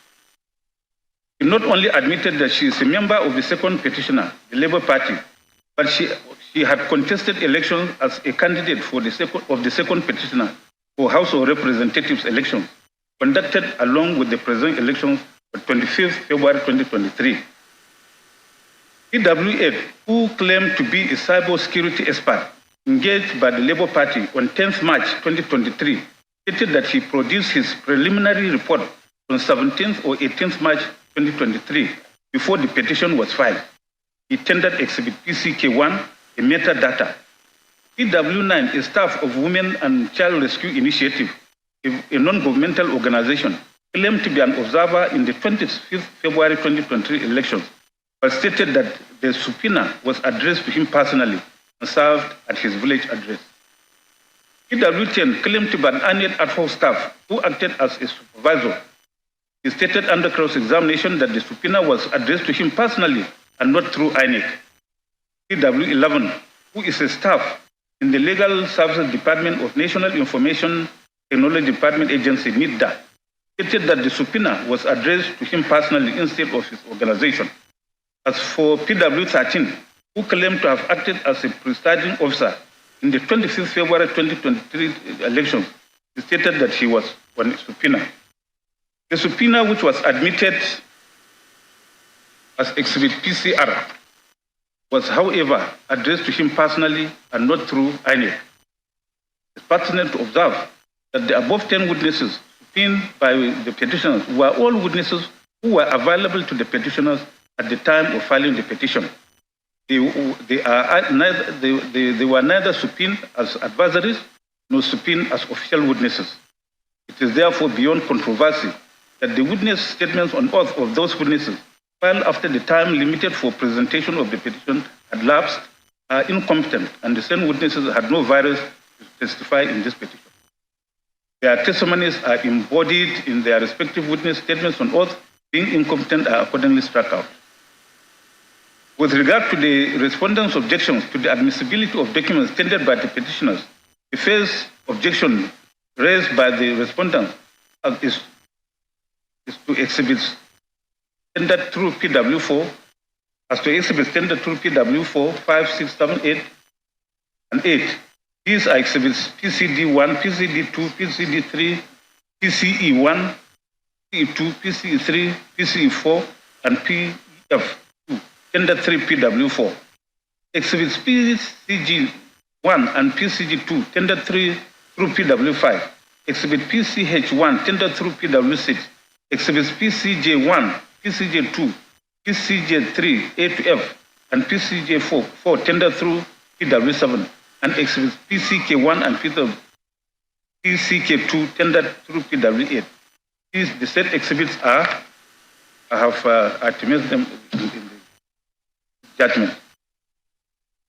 The respondents' essential argument is that since the subpoena witnesses and their witness statements on oath are incompetent, the documents tendered through those witnesses cannot be countenanced by the court.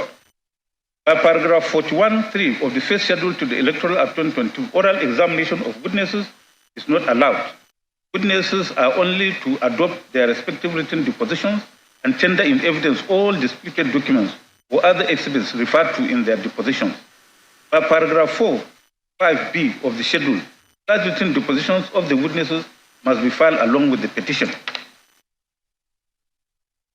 Since the above exhibits are documents, including expert reports, which were tendered through the subpoena witnesses, whom we have already declared incompetent because their witness statements on oath were filed in violation of the mandatory provisions of paragraph 45(b) of the first schedule of the Electoral Act 2022, the documents admitted through them, which form part of their evidence, are inadmissible and liable to be expunged from the record.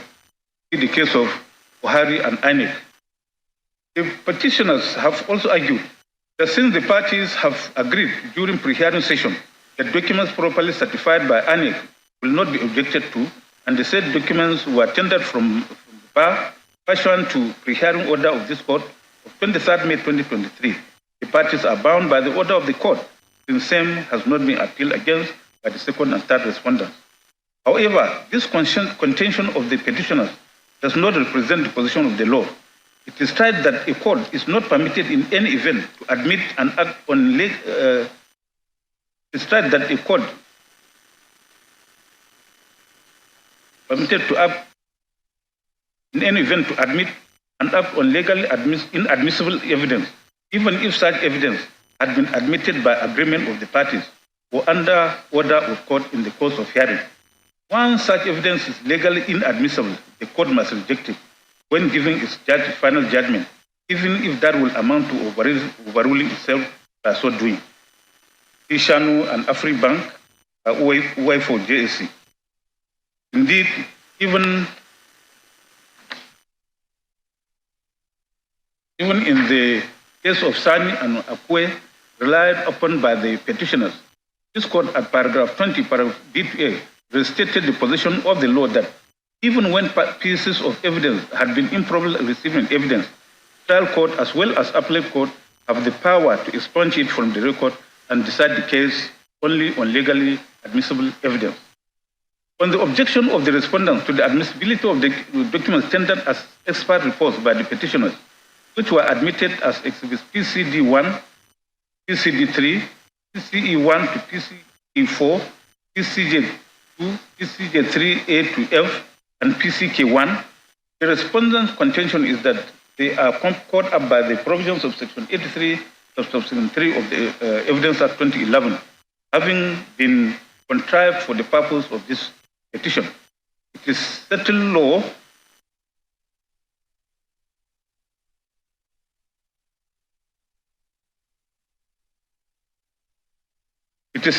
that as provided in Section 83, subsection 3 of the Evidence Act 2011 and pronounced upon in several decisions of the appellate court that a document which is made by a party interested in a pending or anticipated proceeding involving a dispute as to any fact which the document tends to establish is inadmissible in evidence. Thus, in Latwaja and Ajimobi, where the Supreme Court, by Peter Odili, JSC held as follows, I quote, in respect of what is referred to as a person interested, I shall refer to the cases of Nigeria Social Insurance Trust versus Cliffco, Nigeria Limited. As regards the phrase, a person interested, I agree with the respondent that the phrase has been examined in the case of Ivan versus Noble, where a person not interested in the outcome of an action has been described as a person who has no temptation to depart from the truth, one side or the other. A person not swayed by personal interest, but completely detached, judicial, impartial, independent. In other words, it contemplates that the person must be detached, independent, and non-participant, and really not interested which way in the context the case goes. Normally, a person who is performing an act in official capacity cannot be a person interested under Section 91 of Section 3, which is now the Section 83.3. I think the phrase, a person interested, ever more so has been quite definitely put in the case of Halton and Halton. To mean a person who has pecuniary or other material interest in the result of the proceeding, a person whose interest is affected by the result of the proceedings, and therefore would have no temptation to pervert the truth to serve his personal, private ends. It does not mean an interest in the sense of intellectual observation or an interest purely due to sympathy. It means an interest in the legal sense, which imposes something to be gained or lost. CPC and Ombugadu, when considering and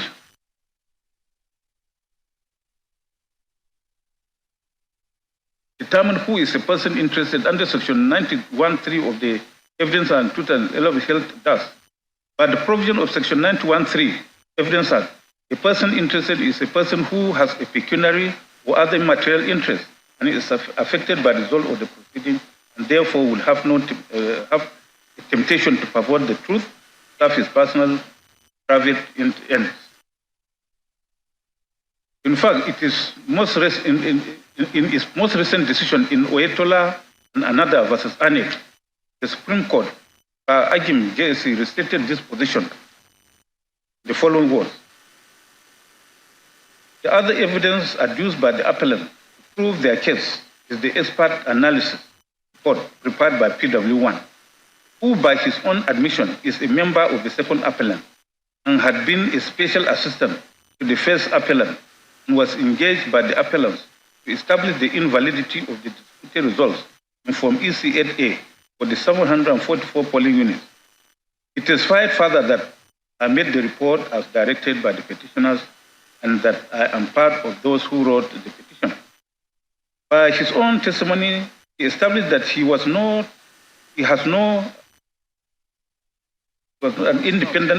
an independent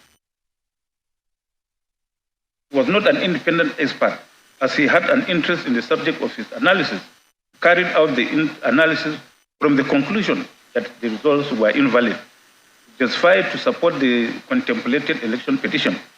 It was an analysis from an answer and not from a question. Such a report is not the product of an independent, impartial, detached, and professional analysis. He is clearly a person with the disposition or temptation to depart from the truth. The listing of the expert analysis report in the petition among the documents to be relied on to prove the petition it was made in anticipation of contemplation to be filed. The report having been made by PW1 as a person interested in the subject matter of the petition, when the petition was anticipated to establish that the election result was invalid, is not admissible evidence by virtue of Section 83.3 of the Evidence Act 2011 as amended. Close of court. In the instant case, EW4, who claimed to be an expert, was contracted by the petitioners before the election to carry out data analysis on the results of the presidential elections held on 25th February 2023. He even tendered his letter of engagement by a second petitioner dated 20th February 2023, which was admitted as Exhibit PCF2. According to him, he produced his initial report on 19th March 2023. His report was made a day before this petition was filed on 20th March 2023. Obviously, the report Exhibit PCD1, PCD3 was prepared in anticipation of this petition. As for PW7, who also claimed to be an expert witness, he admitted that she was not only a member of the second petitioner, but had contested the House of Representatives election under the platform of the second petitioner, which election was conducted the same day with the presidential election on the 25th of February 2023. He also admitted that the report she presented in Exhibits PCJ A to F are public information hosted by Amazon, which she downloaded from the Amazon website, and that the open access information she downloaded in her report cannot be amended by her. This shows that PW7 was clearly not the maker of the said documents. As for PW8, who claimed to be a cybersecurity expert, he stated under cross-examination by the first respondent that he was engaged by the second petitioner as an expert on 10th March 2023, and that he produced a preliminary report on 17th and 18th of March 2023, and final report, Exhibit PCK1, at the end of May 2023, while this proceeding was pending. It is therefore evident from the above that PW4, PW7, and PW8 are persons interested in the outcome of these proceedings. The reports produced by PW4 and PW8 qualify as statements made by persons interested in anticipation or during the pendency of this petition. As for PW7, he is admittedly an interested party, having been a member of and even contested election under the umbrella of the second petitioner. Her interest is further underscored by the fact that she admitted under cross-examination that she was attending court throughout the proceedings prior to her evidence. By virtue of Section 83, Sub 3 of the Evidence Act 2011, the reports tendered by those witnesses which form part of their evidence are inadmissible.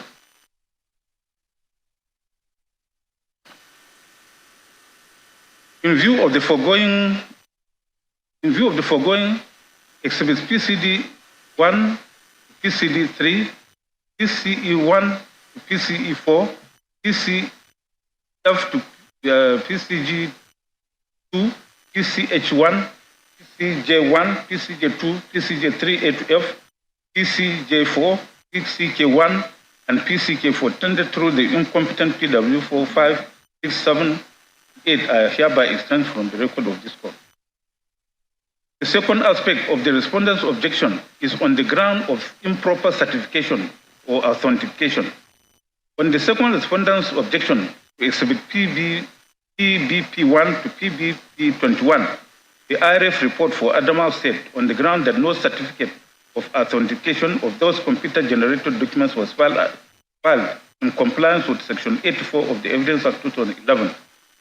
Exhibit PCB1 to PCB6 referred to by the petitioners in response to the objection are IRF certificates of compliance for Bayelsa, Benue, Ekiti, Niger, Ogun, and Rivers States. Adamawa State is not included in those exhibits. Exhibit PCC1 to PCC28, which include Adamawa State, are actually Beavers reports and their certificates of compliance. That of Adamawa is PCC21. In short, no certificate of compliance was produced by the first respondent in respect of exhibit PBP1, PBP21. The blank IRF reports exhibits PCA series in respect of Adamawa State. However, since the documents were stated to have been downloaded from ANEC's IRF portal and were certified by ANEC as true copies of what they have in their IRF portal, the documents qualify as public documents within the meaning of Section 102 of the Evidence Act 2011, and the certification by ANEC authenticates those documents. Therefore, the provision of Section 84 of the Evidence Act is not applicable this case. This is the position of the law as espoused by the Supreme Court in the case of Kubo and Dixie, where the Apex Court held that the computers from internet-generated documents printed from the website of a public institution is a public document, only a copy of such document which is duly certified in compliance with Section 104 of the Evidence Act 2011 admissible. That I've started the victim of Supreme Court by a cast ASC court.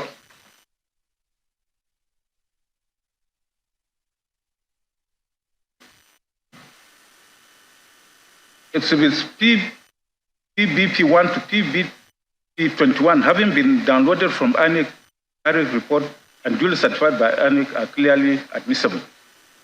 As for the fourth respondent's objection to Exhibit PCG2, the flash drive tendered by PW5, the staff of Arise TV, it is clear that the said witness had in paragraph 6 to 12 of his witness statement on oath not only stated that he participated in all stages of the recording, production, and packaging of the flash drive, but he had certified the process of his production as required by Section 84 of the Evidence Act.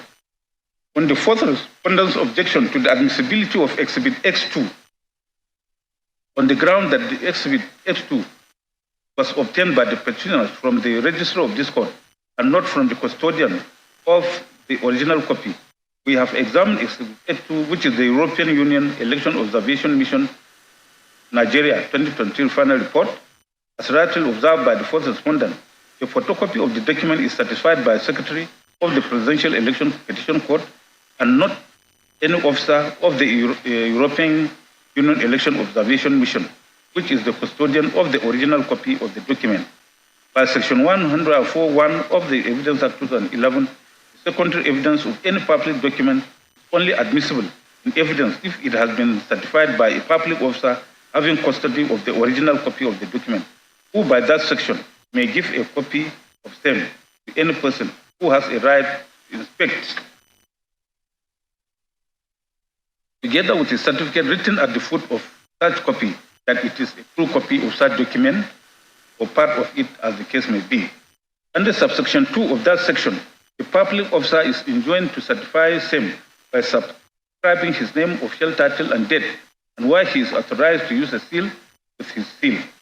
Clearly, the registrar of this court, who is not the custodian of the original copy of Exhibit X2, cannot validly certify that document under Section 104(1) of the Evidence Act 2011. The Omisori and Arebashola, Manuel vs. Umana, where Mwezi JSC stated that the whole essence of the court's insistence on the scrupulous adherence to the certification requirements of public documents is to vouchsafe their authenticity vis-à-vis the original copies. Since Exhibit X2 has not been validly certified, it is inadmissible in evidence. Accordingly, Exhibit X2 is expunged from the record. The third aspect of the petitioner's objection to the petitioner's document is on the ground that the petitioners failed to plead specific facts to cover the documents objected to. Said documents objected to by the respondents are exhibits. So many they have been listed in this judgment. Get the judgment, you will see them. I have carefully examined the petitioner's pleadings and the documents objected to by the respondents. The petitioners have specifically averred in paragraph 101 of the petition that they will be relying on all the first respondents' electoral and all other necessary documents used for the conduct of the presidential election, including the documents which they listed as items A to PCC of that paragraph. However, election petitions are sui generis, and it is settled that for an averment in an election petition to be competent, material facts relating to complaints made therein must be pleaded. Belgore, Ahmed, Yazu, and Oti. In the latter case of PDP and ANIC, the Supreme Court was categorical on this mandatory requirement for specificity in averments of election petitions when the court held as follows.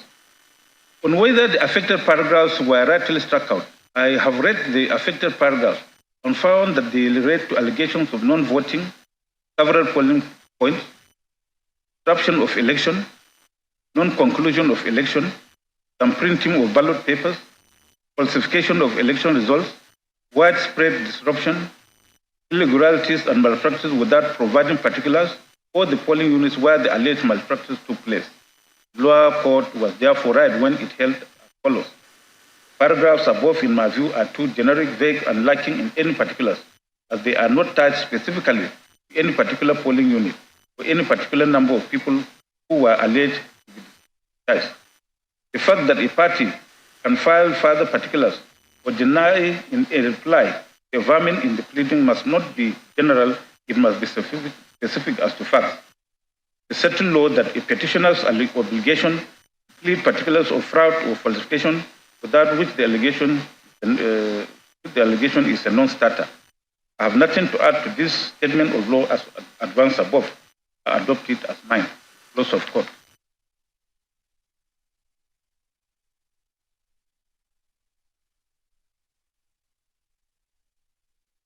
That's where allegations of non-compliance and corrupt practices are made, such as in the instant petition, the polling units, wards, or other places where those irregularities and malpractices are alleged to have occurred must be specifically pleaded.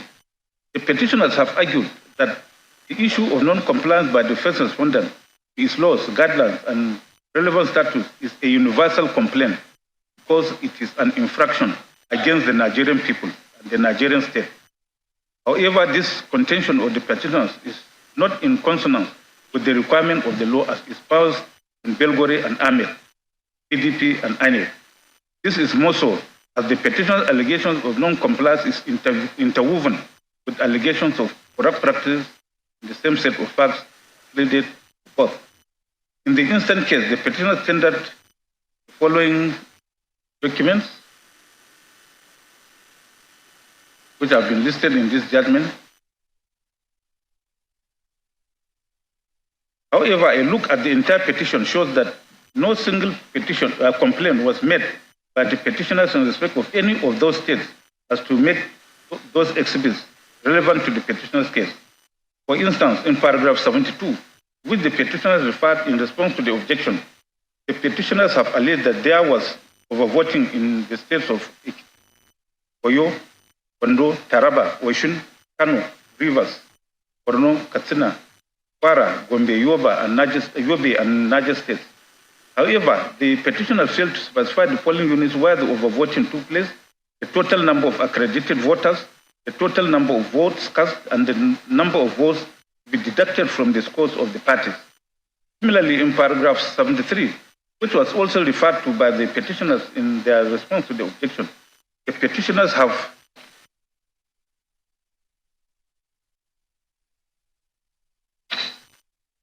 averred that based on the uploaded results, the votes recorded for the second respondent did not comply with the legitimate process for computation of the result and disfavored the petitioners, and listed the states of Rivers, Lagos, Taraba, Benue, Adama, Imo, Bauchi, Borno, Kaduna, Plateau, and other states of federation. But the petitioner failed to state the scores improperly computed and how they were disfavored.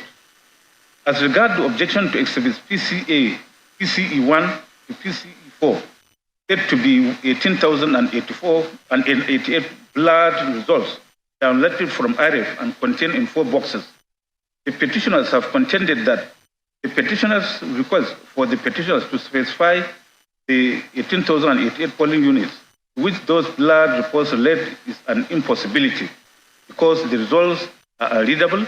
The details of most of the polling units are stated in PCD1 to PCD3, the expert report tendered by PW4.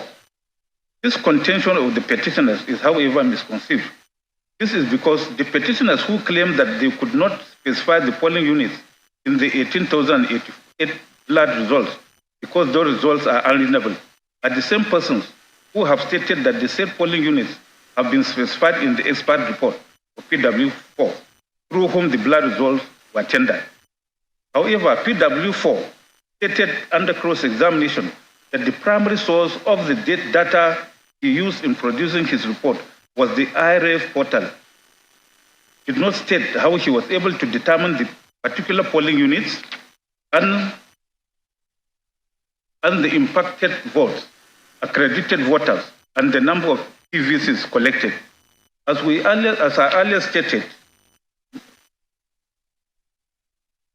I earlier noted, EW4's report was concluded on 19th March 2023 before the petitioners filed this petition on 20th March 2023, which means the petitioners were aware of the polling units to which their complaints relate even before they filed the petition. So their theory of impossibility, which they invented around the 18,088 blood results, is misconceived and an obvious misadventure. Again, in paragraphs 7 and 8 of the petitioners admitted that they have agents in the polling units, and those agents signed and collected duplicate copies of the result sheets. Those paragraphs read as follows. Paragraph 7. The petitioner is a body corporate with perpetual succession and in sponsorship of the first petitioner, and the conduct of the election thereof, acted through its members duly appointed as agents at all stages of the election, namely at the polling units, the ward collation centers, the local government collation centers, the state collation centers, and the ultimate collation center at the federal level in Abuja. Paragraph 8. In the conduct of the election, the agents duly appointed by the petitioners performed their assigned and statutorily designated roles at the election.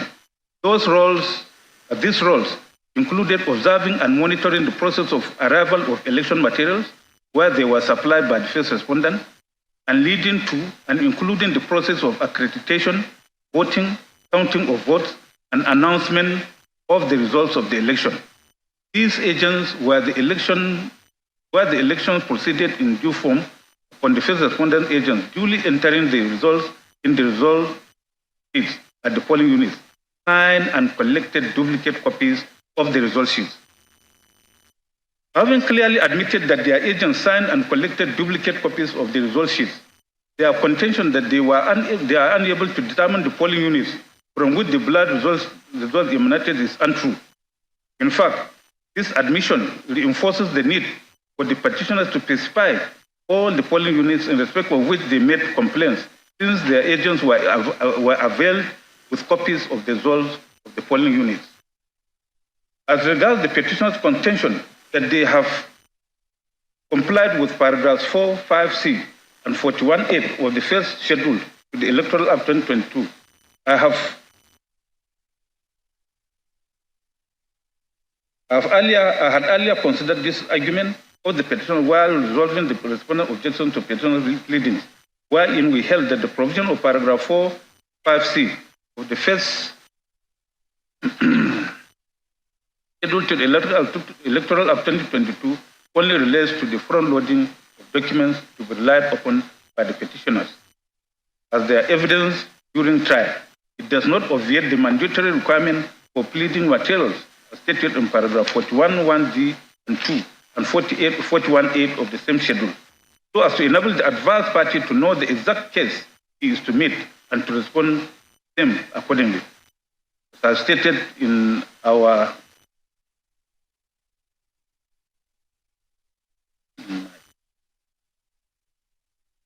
my earlier ruling, the reports which the petitioner stated they had detailed the polling units was not filed along with the petition, so as to afford the respondent the opportunity to respond to same, but was merely tendered at trial, by which time the respondents had no opportunity to respond. Since the petitioners have failed to specify in the petition the polling units to which exhibits PCA1 to PCA4, the 18,088 ballot results relate, the said documents are clearly inadmissible. Said exhibits hereby discountenance and expunged from the record. We now go to petitioner objections to the respondent's documents. In the course of trial, the petitioner also objected to the documents tendered by the first and second and third respondents at the hearing of the 4th of July 2023. The first respondent had tendered exhibits RA1, RA2, RA3, RA4, F5, 6, and 7 through its sole witness, Dr. Lawrence Bayode, a deputy director in the FCT department of the first respondent, who gave evidence as RW1, Of those documents, the petitioners had objected to the admissibility of exhibits RA1, RA2, RA6, and RA7. Similarly, at the hearing of the 5th of July 2023, the petitioners had objected to all the documents tendered by the second and third respondents from the bar and through their sole witness, Senator Michael Opeyemi Bamidele, who testified as FW2. The petitioners had reserved their reasons for the objections to be adduced at the stage of final address. Pursuant to the order of this court, that parties should file separate addresses on their objections. The petitioners have filed separate addresses in support of their objections to the documents of the first respondent and those of the second and third respondents. The written address in support of the objection of the first respondent's documents was filed on 23rd July 2023, while that in support of the objection to the second and third respondent documents was filed on 20th July 2023.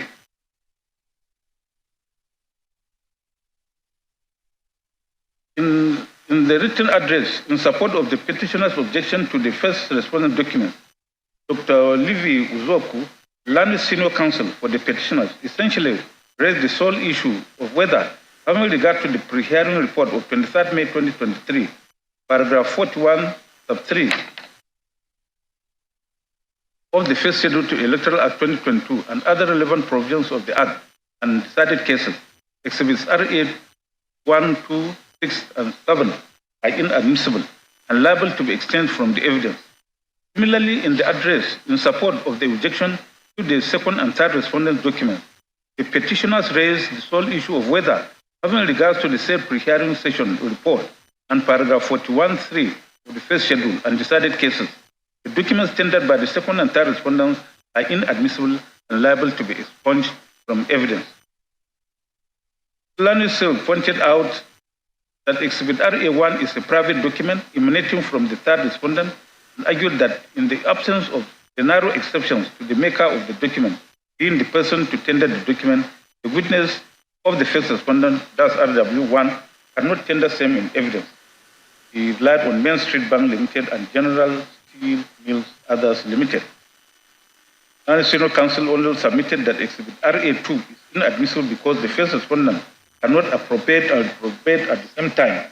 Since Exhibit RA2, the first respondent is trying to deny another letter received by it from the fourth respondent on 15 July 2022, which he had also certified.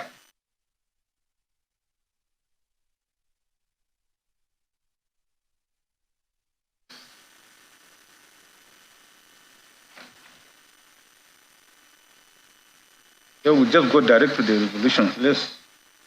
So by virtue of the provisions of Section 102B of the Evidence Act 2011, public documents include public records kept in Nigeria of private documents. In the case of Onwuzurike and Idoziem and others, where the Supreme Court, Onogen JSC, as it then was, held that a private document sent to the police form part of the record and of the police, and is consequently a public document within the provisions of Section 109 of the All Evidence Act, now Section 102 of the Extant Evidence Act 2011. It's also tried that a public document duly so satisfied is admissible in evidence, notwithstanding that it is not tendered by the maker. Indeed, a certified true copy of a public document can be tendered by a person who is not a party to the case. See the case of Maranro and Adebisi, Dagash and Bulama, Mustafa, Etima and others versus Al-Haji Bukar of Customs. Exhibits RA1 and RA2, being in the public record of the first respondent, are public documents and are therefore admissible in evidence, having been certified by the first respondent under Section 104 of the Evidence Act 2011. On the petitioner objection to Exhibits RA6 and RA7, the record of proceedings of this court of 4th July 2023 shows that contrary to the assertion of the petitioners, the said Exhibits RA6 and RA7, which are the cloud trail log and certificate of compliance to Section 84 of the Evidence Act respectively, were not tendered from the bar but through RW1. Indeed, the record shows that the petitioners consented to the said documents being taken as read and demonstrated. They therefore have no hesitation in discountenancing the petitioner's objection to those documents.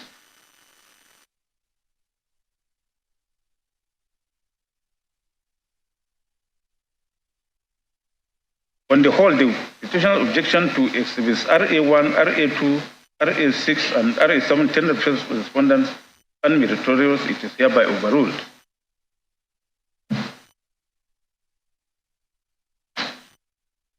Now go to objection to the